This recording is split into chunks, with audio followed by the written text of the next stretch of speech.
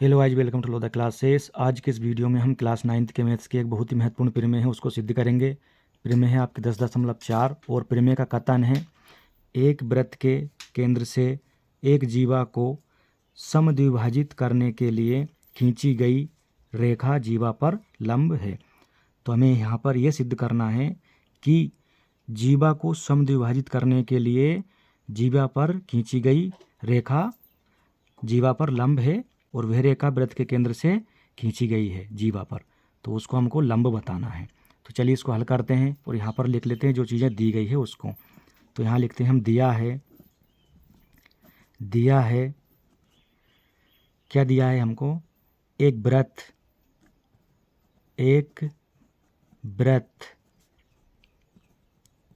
जिसका केंद्र माना ओ है। ये वृत्त का केंद्र हमने ओ मान लिया, ठीक। तथा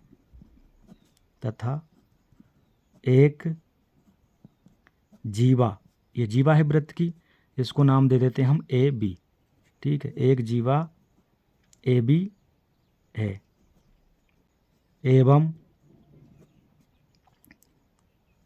वृत्त के केंद्र ओ से,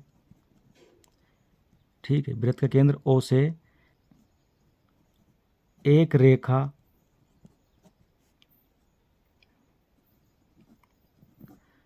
खींची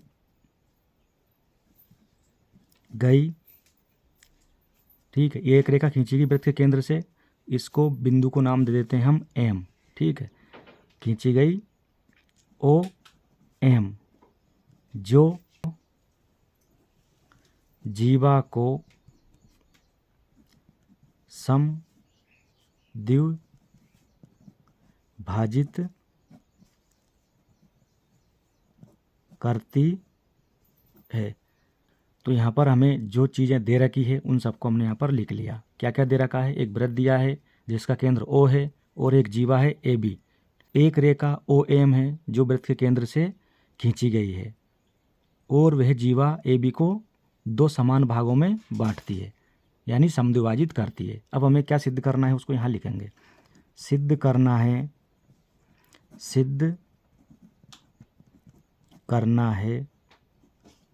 क्या सिद्ध करना है, ओ एम को लंब बताना है काय पर, जीवा ए बी पर, ये हमें सिद्ध करना है, ठीक, ये बात। अब इसको सिद्ध करने के लिए यहाँ पर हमें कुछ रचना करना पड़ेगी, तो हम चलिए रचना करते हैं। तो यहाँ लिखते हैं हम रचना। देखो इधर ये वृत्त का केंद्र ओ है और ये जीवा ए बी का बिंदु ए है। इन दोनों को यदि हम मिला देते हैं इस प्रकार से तो एक त्रिभुज बन जाता है, और इसी प्रकार से ओ से हम बिंदु बी को मिला देते हैं तो एक त्रिभुज यहाँ पर भी बन जाता है। तो दो त्रिभुज यहाँ पर ये बन गए हैं। तो यहाँ पर हमने रचना क्या करी है उसको लिख देते हैं। ओ ए एवं ओ बी को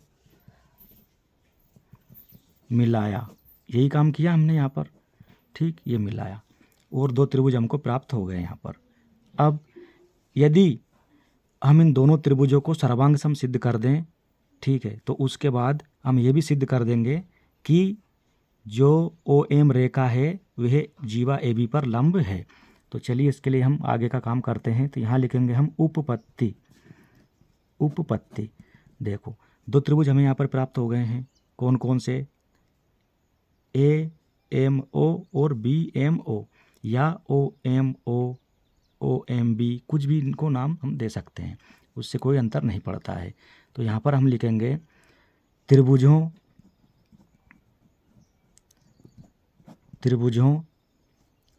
ओ एम ए एवं ओ एम बी में, इन दोनों त्रिभुजों में हम काम करेंगे। अब आप जानते हैं वृत्त के केंद्र से और यहाँ पर जो परिधि है ये वृत्त की, ये जो ओ ए है ये क्या है, वृत्त की त्रिज्या है, और इसी प्रकार ओ बी भी वृत्त की त्रिज्या है। जब दोनों त्रिज्याएं हैं तो बराबर होंगी दोनों, ठीक। तो यहाँ पर लिखेंगे हम अब ओ ए बराबर ओ बी, क्योंकि दोनों क्या है, त्रिज्याएं हैं। वृत्त की त्रिज्याएं है, ये हमने लिख दिया। ये दोनों क्यों बराबर है, क्योंकि दोनों जो है वृत्त की त्रिज्याएं हैं, त्रिज्या हमेशा बराबर होती है। दूसरी बात, अब देखो ये जो रेखा OM है ये जीवा AB को 2 बराबर भागों में बांटती है। तो हम ये कह सकते हैं कि AM और BM या MB ये दोनों भी बराबर होंगी, यहाँ से यहाँ तक की ये लंबाई और यहाँ से यहाँ तक की ये लंबाई। तो यहाँ लिखेंगे हम, अब देखो AM बराबर BM, क्योंकि दिया है, ये हमें दिया है, ये दे रखी ये वाली बात, कथन में दे रखा उसने ये चीज़ तो हमको।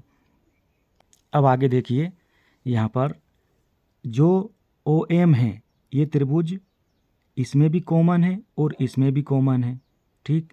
तो यहाँ हम लिख सकते हैं OM बराबर OM, और कॉमन है, इसको हिंदी में बोलते हैं उभयनिष्ठ, उभयनिष्ठ है। तो ये जो OM है ये दोनों त्रिभुजों में कैसा है, ये उभयनिष्ठ है, बराबर है, ठीक। अब देखो, आप जब सर्वांग समता के नियम पढ़े होंगे उस टाइम पे एक नियम था एस सर्वांग समता, यानी भुजा भुजा भुजा सर्वांग समता।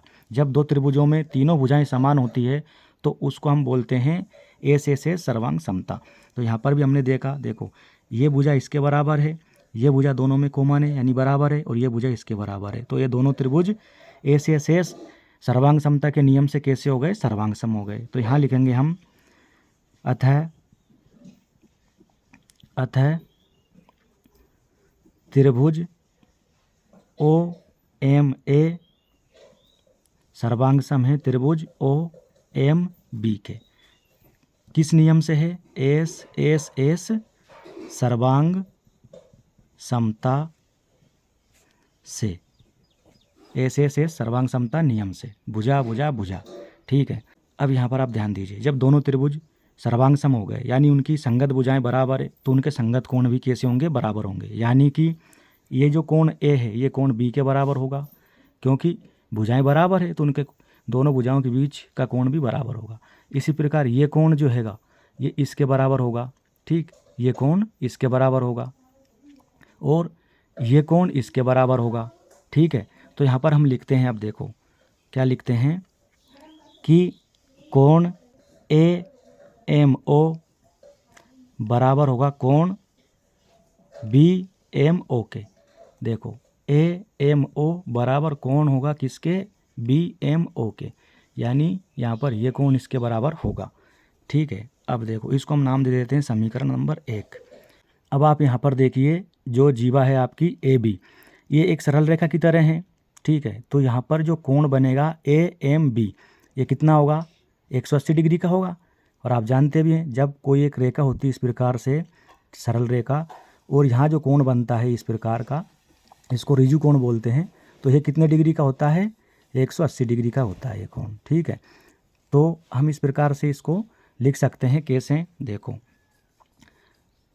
कोण AMO प्लस कोण BMO बराबर कोण किसके बराबर होगा, ये AMB के होगा कि नहीं होगा, क्योंकि AMB जो है पूरा किसके बराबर होगा, AMO और प्लस में BMO के। हम जानते हैं ये कितने डिग्री का है, अब देखो सरल रेखा है ये एक, यानी 180 डिग्री के बराबर है ये। यहाँ लिखेंगे हम, चूँकि AMB एक क्या है, सरल रेखा है, सरल रेखा है, और सरल रेखा है तो कोण कितने डिग्री का होगा, 180 डिग्री का बनेगा ये। अब इसको देखिए आप, ये कोण AMO प्लस कोण BMO। अब आप यहाँ देखिए कोण AMO प्लस BMO किसके बराबर है, AMO के। तो यहाँ लिखेंगे हम कोण AMO बराबर 180 डिग्री। यहाँ लिख देंगे हम समीकरण 1 से हमने मान रख दिया AMO किसके बराबर है, BMO के। तो यहाँ पर BMO की जगह AMO लिख दिया। अब ये दोनों जुड़ जाएंगे, समान है, तो इसको लिख देंगे हम 2 कोण AMO बराबर 180 डिग्री। अब यहाँ ये 2 है, बटे में चला जाएगा, तो कोण AMO बराबर 180 डिग्री बटे में 2, 2 से काट दो, 2 नाम 18, ये आ गया 90 डिग्री। तो यहाँ से आपको मिला कोण AMO बराबर 90 डिग्री, यानी कि आपका जो कोण M है वो कैसा है, समकोण है। और AMO किसके बराबर है आपका, AMO बराबर है आपका समीकरण 1 में आपने देखा था कोण BMO के, दोनों बराबर है। तो यहाँ से हम कह सकते हैं फाइनली, जब 90 डिग्री का कोण आ गया M आपका, तो हम लिख सकते हैं OM लंब है जीवा आपकी जो है AB पर, ठीक ये। और यही हमें क्या करना था, सिद्ध करना था, इति सिद्धम। यहाँ पर ये आ गया आपका आंसर। तो आप यहाँ देखिए कोण जो AM है यहाँ पर, ये कितने डिग्री का सिद्ध कर दिया हमने, AMO 90 डिग्री का बता दिया। इसी प्रकार जब ये 90 डिग्री का है और ये बराबर है किसके, इसके, तो ये भी आपका क्या है, 90 डिग्री का है ये, ठीक है ये। और यही हमको सिद्ध करना था, यदि ये 90 डिग्री का है तो इस पर लंब होगा AB पर ये, तो हमने ये यहाँ पर सिद्ध कर दिया। ये वीडियो आपको कैसा लगा कमेंट बॉक्स में कमेंट करके ज़रूर बताइएगा। अच्छा लगा हो तो लाइक करें, शेयर करें, चैनल पर नए हैं तो सब्सक्राइब करें। धन्यवाद।